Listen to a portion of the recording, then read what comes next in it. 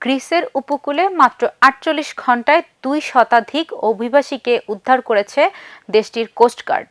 উদ্ধার হওয়া এসব অভিবাসীর বড় একটি অংশ বাংলাদেশ ও সুদানের নাগরিক।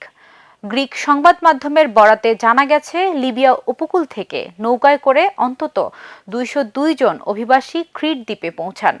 বিপুল সংখ্যক মানুষের আগমনে দ্বীপটির অস্থায়ী অভ্যর্থনা কেন্দ্রগুলোর উপর বাড়তি চাপ তৈরি হয়েছে।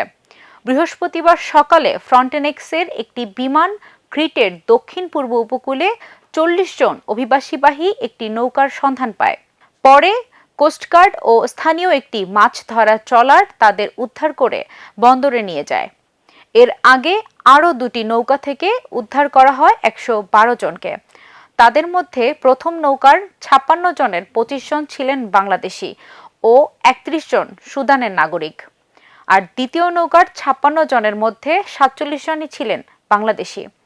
উদ্ধার হওয়া সবাইকে বর্তমানে হেরাক্লিয়ন বন্দরের একটি অস্থায়ী আবাসন কেন্দ্রে রাখা হয়েছে। ক্রিটে অভিবাসীদের আগমন অব্যাহত থাকায় সেখানে তৈরি হয়েছে বাড়তি চাপ।